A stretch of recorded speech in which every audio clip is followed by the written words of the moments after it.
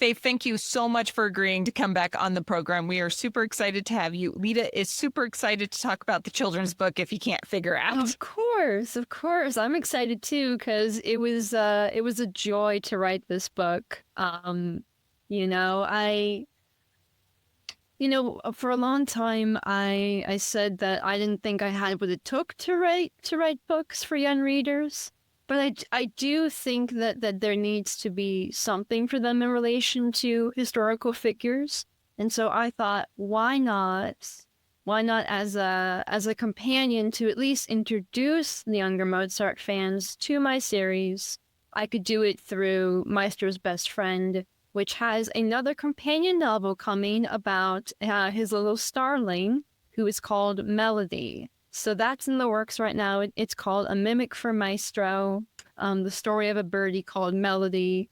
And it takes place before Maestro's Best Friend, but is a companion to, ironically, book 3, where Mozart has come down with a cold, and he decides that he's going to go out and buy himself a bird, because he's not going to rest. He's going to be stubborn.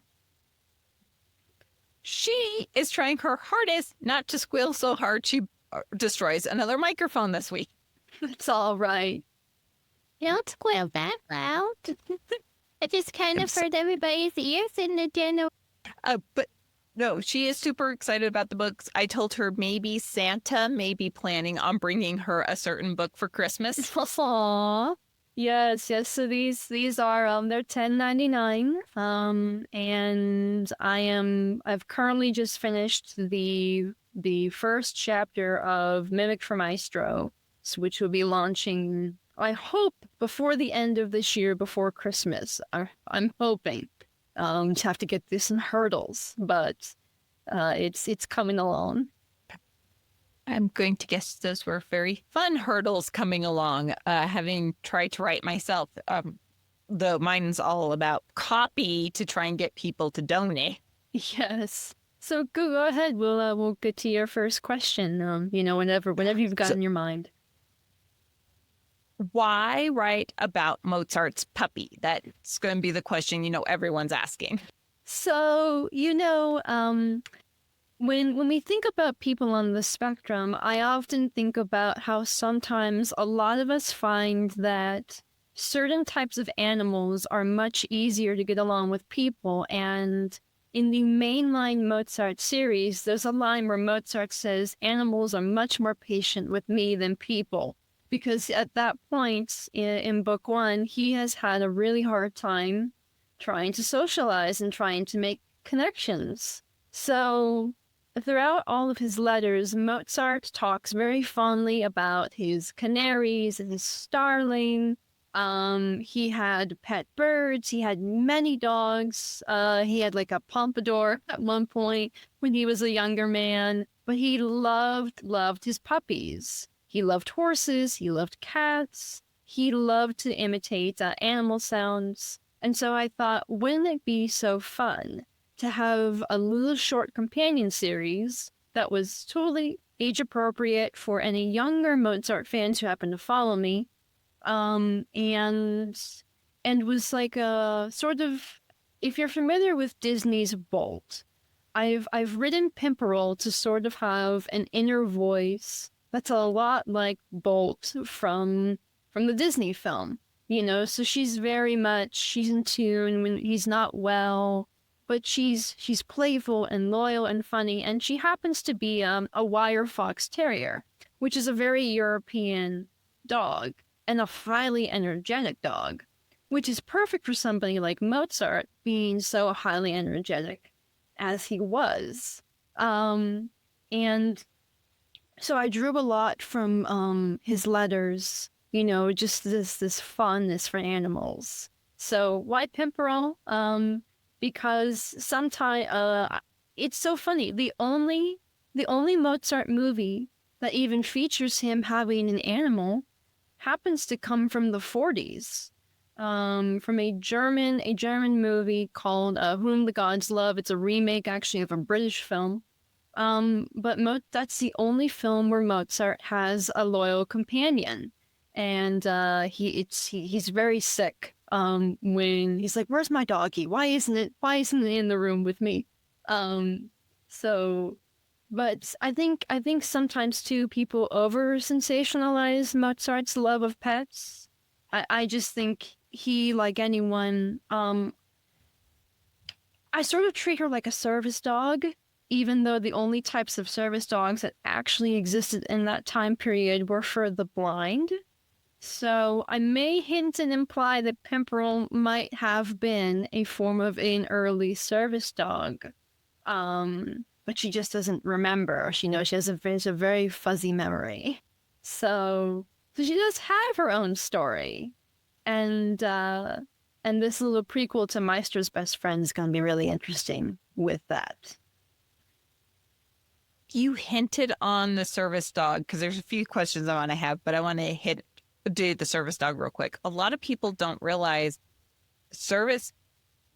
they get confused between emotional support animals and service dogs when we're talking about like service dogs for autism, service dogs for PTSD. And there's a huge push within the psychiatric world to see how much support these dogs can give. You have a question, Lita?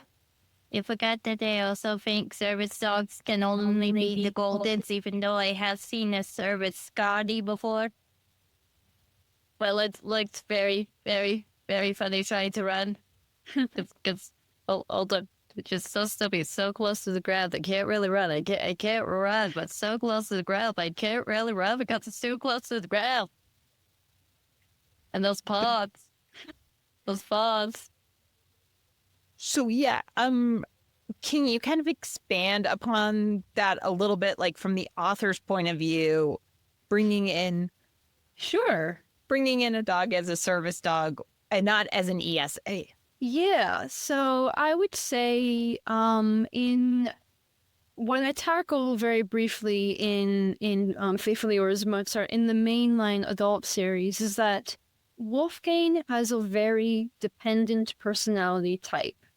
And that wouldn't have been a diagnosis back in this day, but the relationship to Constanza doesn't border on intentionally unhealthy, but there are certain parties that in the book sort of start to see that Wolfgang has an unhealthy amount of I'm depending on Constanza for kind of everything because he lacks a lot of skills to live. He knows how to provide, but he doesn't know how to shave. He doesn't know how to dress his hair. Like, he has people who do these things for him, because when he tries, he can't do it. And so where Pimperl kind of comes in, there's a really tense sort of relationship sequence in book 3, where Wolfgang and Constanza have a discussion like, hey, we need time apart, but Wolfgang almost has a form of separation anxiety, and this is historically true. So there was a story where they were in a park together. This is sort of like a tall tale legend. We don't know really if it's true or not, but that they were in a park together, and Constanza had a little dog who started to bark when Wolfgang and Constanza started to have just a playful couples, like they're being playful with each other. It's not a serious fight.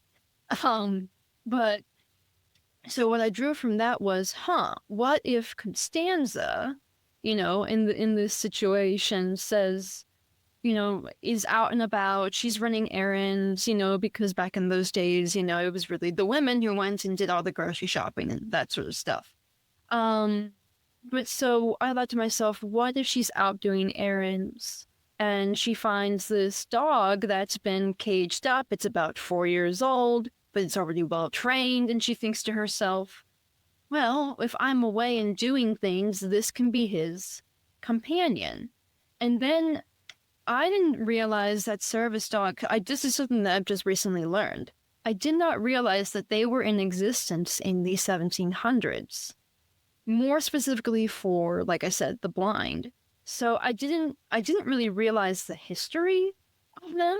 And so I've kind of begun digging into that to sort of, even in my children's series, there's still factual stuff. It's really pared down so that not like I I don't like children's books that make children feel stupid, but it's also not going to be as heavily in depth or as in detail as, say, the mainline books, which are, aimed at an older audience. So there's enough factual information in there that they could look up and go, oh, what's a service dog, And they could see, the factual truths there. I hope I answered your question, but why bring in a service dog versus an emotional support dog? Because I feel like there are going to be a lot of young kids on the spectrum who relate to having pets and having their pets be sort of like their best friends. And maybe they don't even realize that the dog is performing, services for them yet.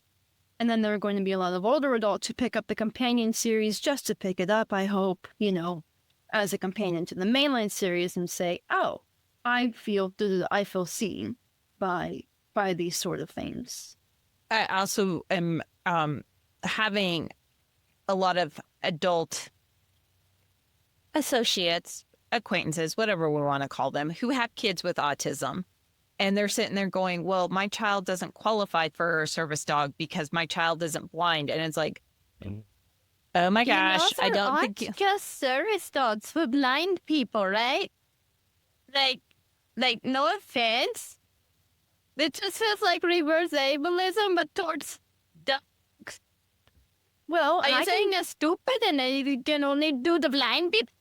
I can speak to that because so it's no secret. I don't hide it. I was diagnosed with complex partial and nocturnal seizures when I was about 2 years old.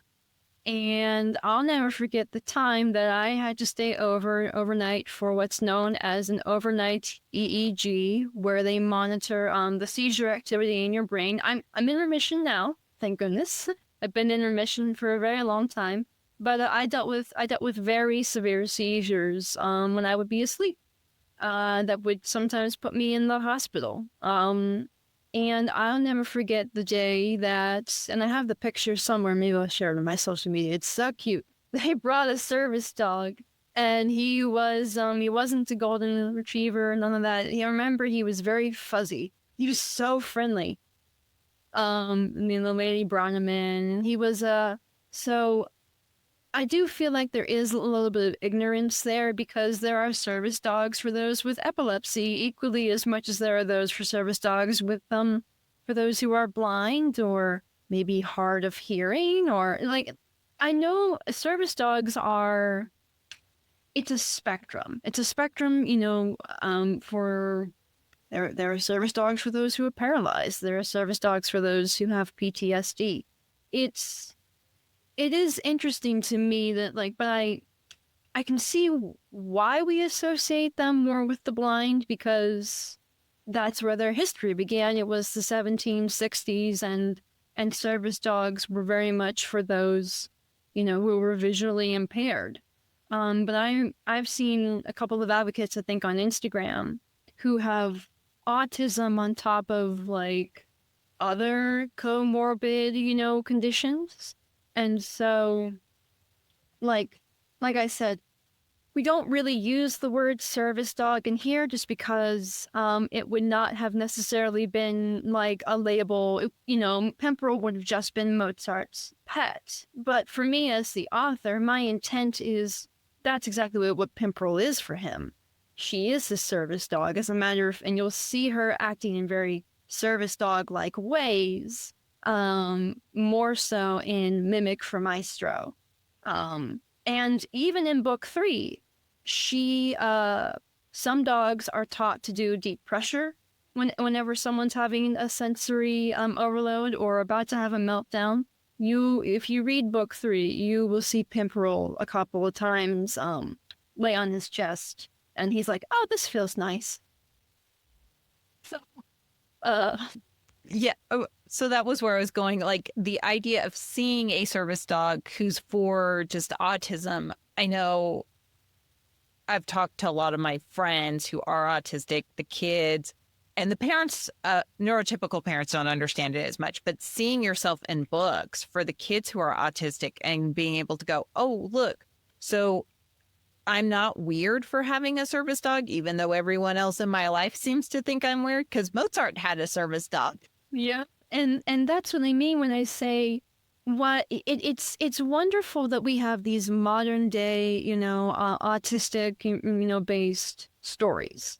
But I feel like you've got these kids going to school and they're learning about these historical figures in so many different ways. And it's like, well, what if we taught them that Mozart had his failures, or that he had a service dog, especially the kids with disabilities? Like, what if there were books out there that said, hey, look, here's a story with the service dog as the narrator, and their person happens to be autistic or neurodivergent in some way, because we can't really give it a label just because of the era. But he's neurodivergent coded, and it's obvious.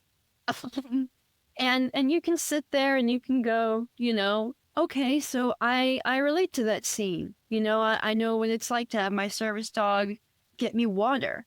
There's a scene where Mozart's really sick, and he's like, oh, I need some water. Oh, I need some water. And Pimperl was like, water? I know where that's at, and in this cute little dog way, it's like, that's near his paper, and because she's been taught these things. She doesn't remember where she was taught these things, but she has a background where probably her previous owner, before she was kidnapped or taken away, or, like I have a story where Pimperl was kind of snatched by maybe, the 1700s version of a dog catcher. And when she was a well-trained, service dog, probably for somebody who was blind, is her story. And it's, I don't know, I'm excited for younger readers to pick up this series, because there will be more. I think I want to do like a series of short little adventures, for my younger audience. I'm super excited about it too, because just being able, a lot of the autistic characters are still being written by neurotypical people in Hollywood and in the books. And go ahead, kiddo, say your piece. I ran into the most dumbest YouTube video last year by a person who was lip diagnosed, saying that a neurotypical person can't write an autistic character. So proceeded to also offend gays, people who are disabled, and going, just because you are the LGBTQ community, part of the disabled community, doesn't mean you can't write a character if you don't know what the shit you're going through is.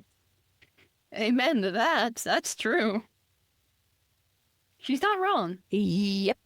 She is not wrong. I think sometimes that's one of my hardest problems, as being in my 40s and being diagnosed way back in the olden days, and most of the people around me were late diagnosed. So it's like, you kind of didn't get what the rest of us got in childhood. Also, plus the person also proceeded to say a non-autistic actor could play an autistic person. No, it's possible acting fiction. How do I say this? Just to quickly make a note on that, because I always advocate because I beautifully, my lead actor for Mozart happens to love animals and is, and actually, I plug this, he's in a film where he finally gets to play an autistic lead, which is something very rare for boys. It's rare for boys equally as much as it's rare for girls. Like, or for anybody on the spectrum, to be honest with you, is being able to play their own neurotype. And I go back and forth on, yes, acting is something where you're supposed to be able to play, a role that's outside of yourself. But then I go back and I think about situations such as The Good Doctor, or I think about Rain Man, or I think about those really, really bad moments, those stereotypical, portrayals. I think about Atypical. Hated Atypical. I can't stand that show. And then I think about situations like A Kind of Spark and Geek Girl that have autistic leads, in autistic roles. Or people like Bella Ramsey, who's been playing non-autistic roles but just learned that they were autistic. Like, there are lots of great autistic actors out there now who I think should be given the chance to play these autistic roles. But then you've got situations like Gary Bell from a really obscure TV show called Alphas, and people forget about that. But he was one of the rare few who didn't offend, even though he wasn't autistic himself, you know? I feel like it's a case-by-case basis, and I go back and forth on it, but I also understand, wanting somebody who is our neurotype to represent us on the screen. I get both sides. And there are some people I know in Hollywood that have played autistic characters who are most assuredly, and I'm using quotation marks here, most assuredly not autistic. Just ignore what they were diagnosed with in their youth. But they are terrified that if they come out as autistic, they can't do any of the other characters because you'll get typecast. That's true. And I've had that conversation even with peers in my circle. So, what is your next question? I want to make sure that we get to everything you've got. I do too. Lita likes to go down rabbit holes. I like to go down rabbit holes. That's okay. You know this. I call them a tangent express. It's all right. I do them too. Writing, there are, like I said, there are not a lot of characters that are written by a neurodiverse person for a neurodiverse, or even, this is not just for a neurodiverse audience. This is for the entirety of children. But I know with your adult books, you are not shying away from Mozart was not neurotypical. Is that same idea coming into the kids' books? Yes. Oh, yes. Like there are... Now, obviously, because it is from Pimperl's perspective, it's a very different perspective on Mozart's neurodiversity. Because, I write Pimperl to sort of come across, she's innocent, she's carefree, she's not, she may miss some of the nuances of things, but Mozart is still very much autistic. I believe there's even a line in Maestro's Best Friend where she talks about him being like terrified of like big booming noises, and so that's sort of like that sensory overload, and there are moments where he's really overwhelmed, so he might hug her, or like it's still very much present, but I tackle it in much more of a way that I think is palatable to younger readers, so like I said, the 12 to 16-year-old range is going to be much more, it's going to be a different flavor of how I'm tackling it, because whereas in the mainline adult series, I tackle sensory overload, I tackle sort of like the social situations.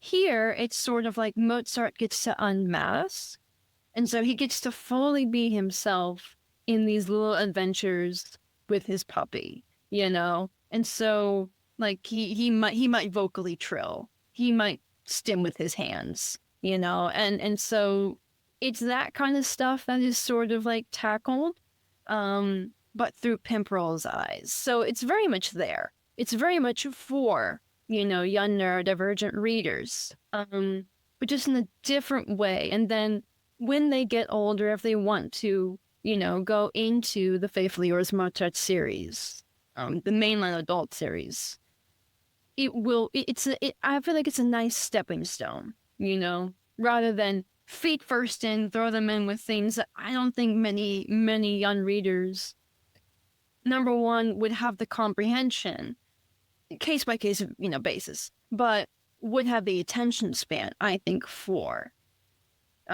with the mainline Faithfully Yours Mozart series. But even things like trilling and like stimming, that is so neurodivergent. And you see a lot of that's either they go way too much on the trilling and the stimming, or they ignore it in a lot of autistic characters. Yes. And what will be so beautiful is I'm also going back to, this is unrelated to the Faithfully Yours series, but it is very much for teens, for young readers, is a little books called Wolfgang, Heart of a Dreamer. I've spoken about it briefly on my socials, but it's going to be a graphic novel. And for anyone who doesn't know what that means, it doesn't mean what you think it means. It's just a comic. It's just a very fancy way of saying a comic book.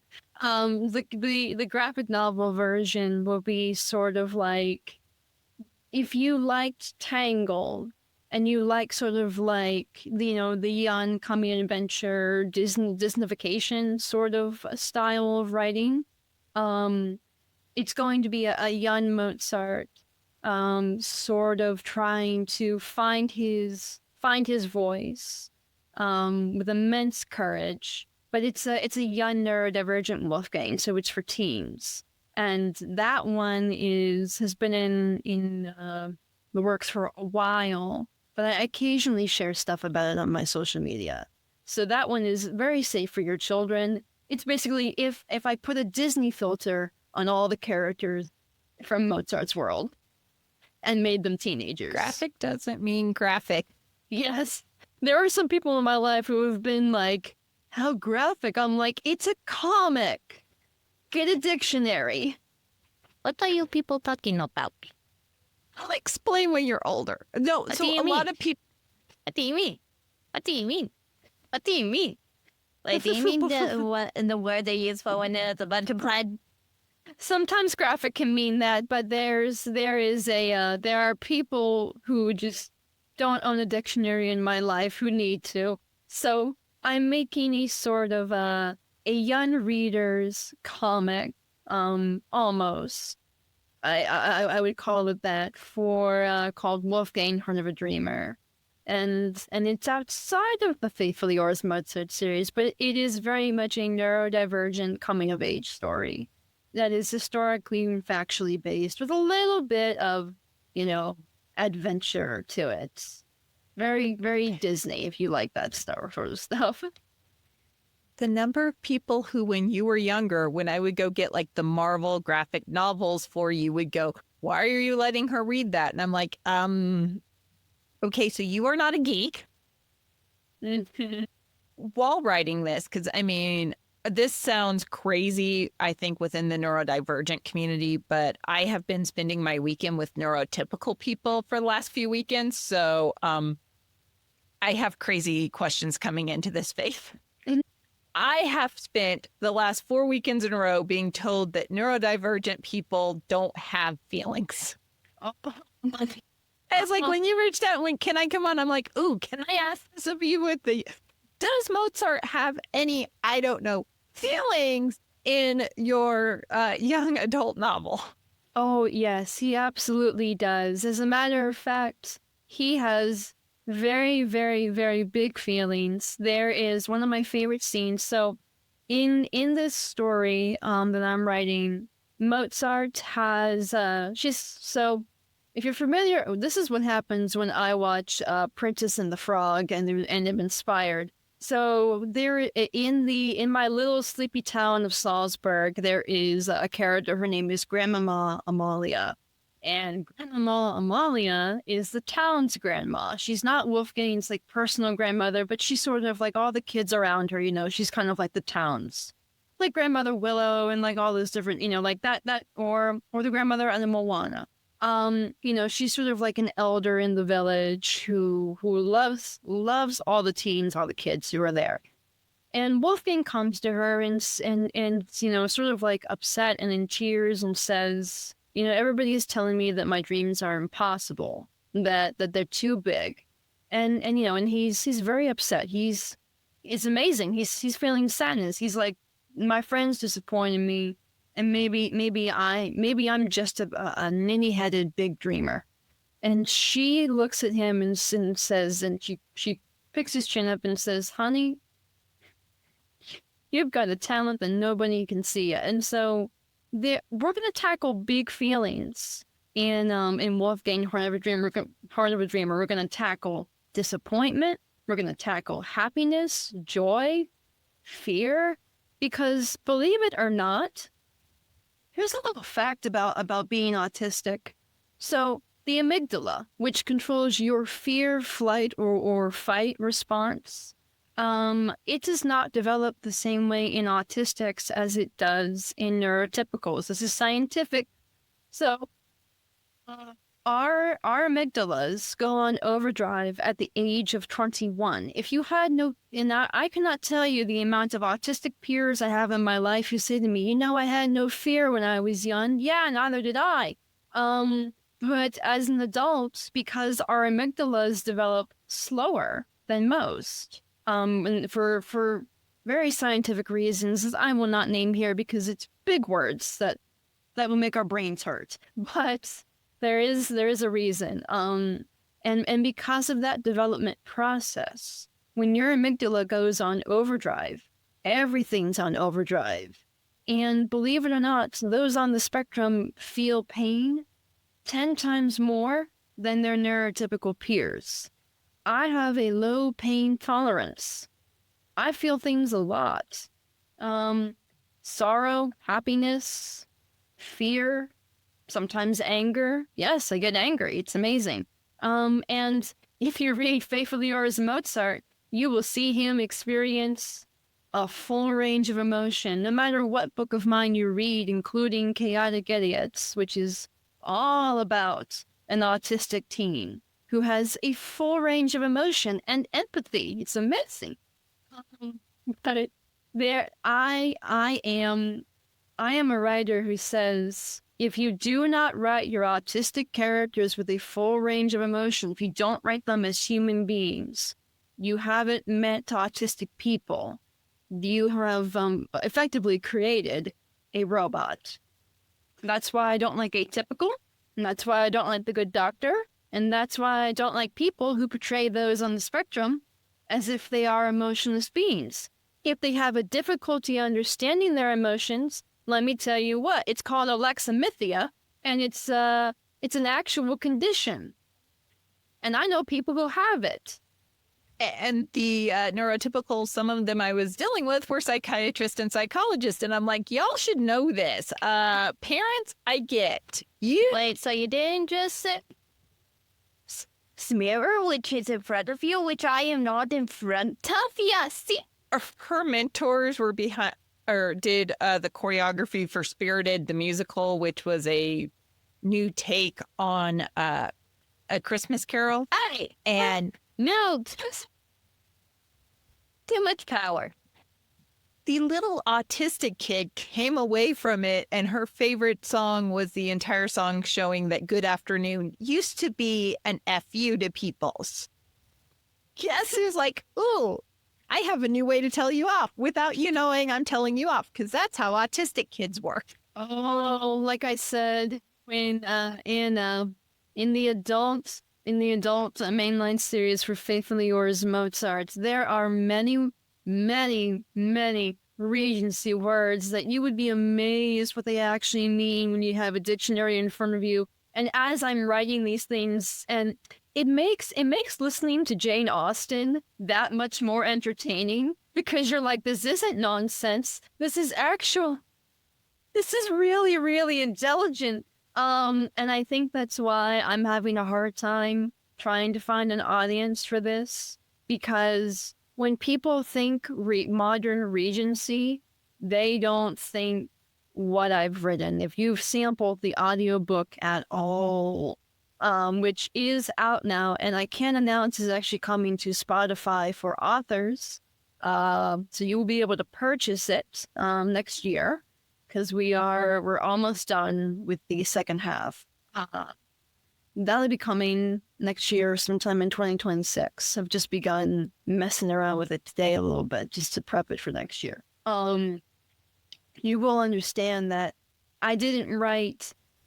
You see, I often try to market this as Bridgerton for neurodivergence, and that's a good way to sort of like hook interest.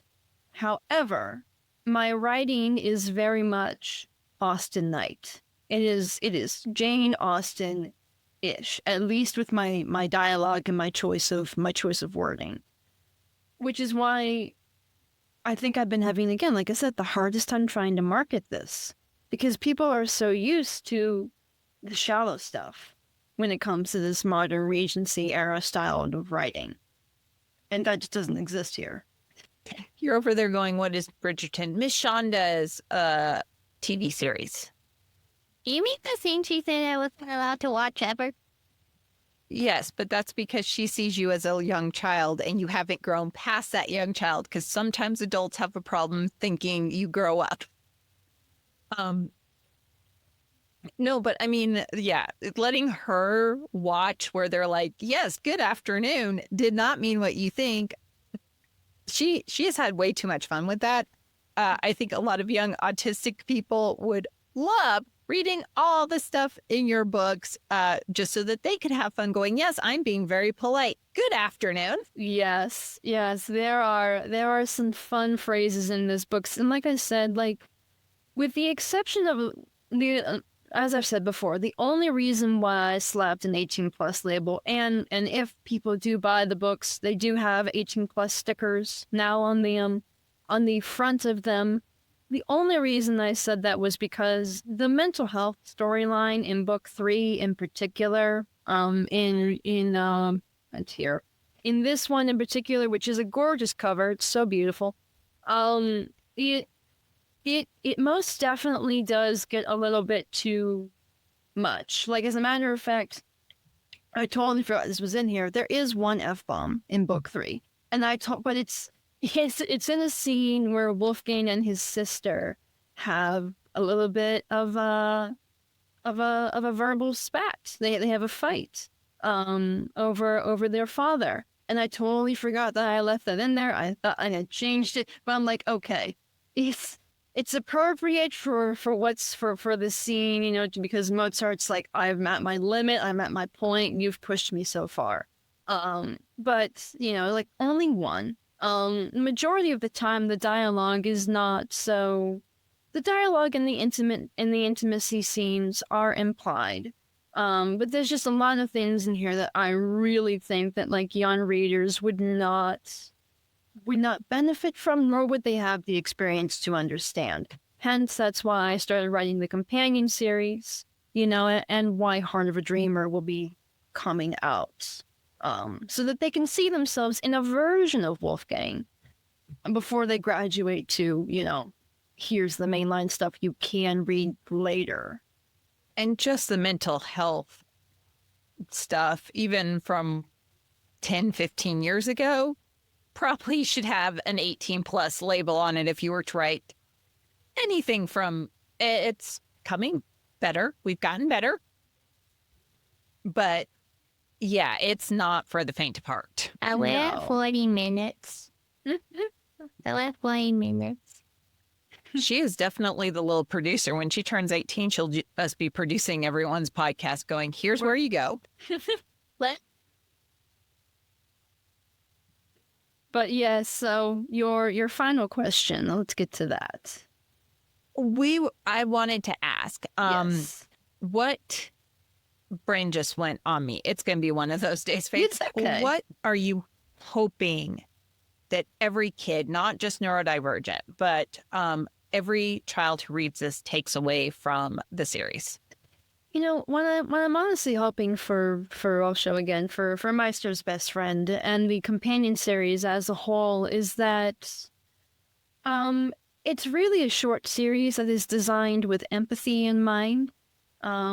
Empathy and compassion and kindness and loyalty, all the things that we think of when we think of our pets, because, you know, I mean, to some people, their pets are like family to them, and they're the most important part of their lives. And, you know, I wanted, what I want most of the young readers to take away is maybe looking at things through a different set of eyes, you know, that you may not have considered.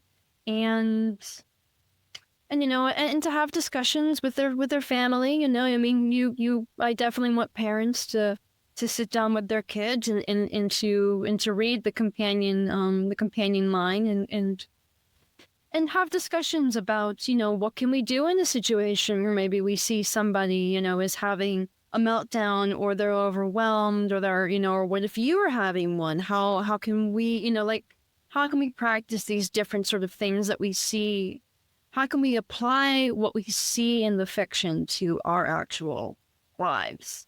And how can we take away those lessons and apply, compassion and maybe not judgment, because we're living in such a judgment-filled era right now, especially in relation to disability.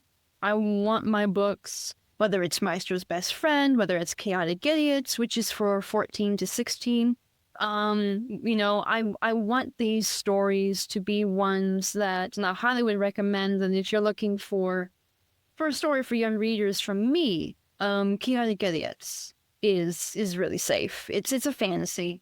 We can talk about that at some other point, or I can, but Chaotic Idiots is a fantasy that is meant to inspire empathy, as much as my companion series and even the adult novels are meant to as well.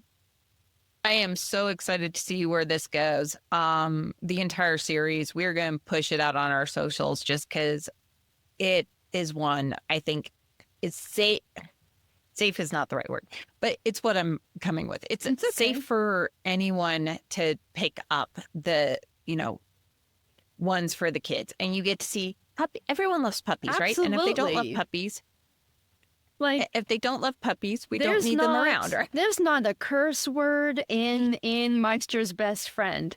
It is as a matter of fact, I read a little portion of it on my Spotify, so on the Coffee and Comics production Spotify, or on my YouTube, Coffee and Comics Nerd. You can actually hear me read chapter 1 called was it chapter 1? No, it was the prologue. I read the prologue. Hello, my name is Pimperl. So I read that on my YouTube. You can hear it. It's honestly, fun fact, Maestro's Best Friend was actually a short little comic that I did on my Instagram.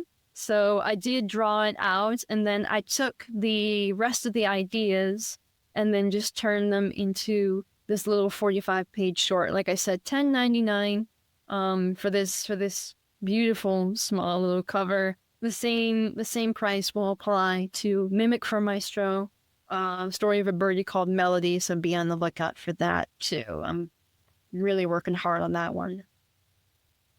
Where can people find the book? So for now, because it is the only the only program that is feasible. Believe me, I've tried to go to Ingram Spark and everything else, but they want you to pay an arm and a leg in order to be on these platforms. So right now it's on Amazon.com, and the beautiful thing about this is no matter where you are in the world, it's international. So if you're in England, you can buy Maestro's Best Friend. If you're in Germany, you can buy it on Amazon DE. There are lots of different international Amazon sites where, thankfully, you can purchase Maestro's Best Friend. And if you have someone in college who happens to be neurodivergent, the mainline adult series is also available to purchase international. But for your children, for parents who are like, what's this and can I buy it? I would not encourage Faithfully Yours Mozart just yet, but I would encourage Maestro's Best Friend because it's fun, it's cute, it's safe, it's an easy read, it's only 4 chapters, and they're 4 short chapters. So that is where you can get that at. The adult novels might need to be mandatory reading for the neurotypical parents of autistic kids here. Yes, I would say for the parents, if you would like a historical drama that is actually done factually and really well done and doesn't pull its punches, that's for you. Your children, however, I would very much say, please give them this. There's cute puppies. There's a cute puppy. And a bird. You're asking for a fever dream? I love you, Mom. You are asking for a very much fever dream. I should explain that. She's thinking me asking for neurotypical parents to understand their autistic kids is a fever dream. Fever dream. Fever dream. In some Not ways. even in an alternate universe. 47 minutes. Yes, she is definitely our little producer, isn't she, Faith? She's doing good. Thanks again. Oh, yeah. Thanks so much again for coming on. We are so excited to see the next book in the series. We're going to have you on a few more times, especially when the Spotify audiobook drops, because I know a lot of people live and breathe the Spotify audiobooks. And when the next kid's book comes out, and we could just have you on like every few months and we'd be great. And she's trying to show her puppy. He fell asleep in the chair. You know, and since we are talking, I will say that I had 2 puppies when I was growing up. I had a pug and I had a lab. And they, the book is actually dedicated to them. So I'll show the picture here. That's my little pug, and that was my lab. And so the book is dedicated to them. Yes, little Star and little Joe. Probably can hear her from across the room squealing about the excitement of the baby puppies. Thanks again, Faith, for coming on. And go buy this. The holidays are coming up. This is a perfect present. It's a cheap present in this economy because the economy is the economy right now. $10. $10 for the children's novel, $19.99 for the mainline adult series. But I think given the amount of pages, that's pretty typical. And I'll also announce we have a 4-year edition of the adult series coming out in January on Mozart's birthday. They're going to be $18.99. They're going to be 5 times 8.27. So they're going to be holdable. They're going to be much smaller editions. But that's coming for the 4-year anniversary of Faithfully Yours, Mozart. So mark your calendars. That's coming on the 27th next year. Cool. We will make sure that's in the description below. Thanks again for coming on, and we can't wait to have you on again. Excited to be on whenever you want me. Bye. Hello, thank you for watching the podcast, and please subscribe and also look at the adorable papers if you want to subscribe for it, and also please leave a like, and don't forget if you subscribe to us if you won't miss any of our new podcast feeds, and also did you see the adorable papers? Don't you like it?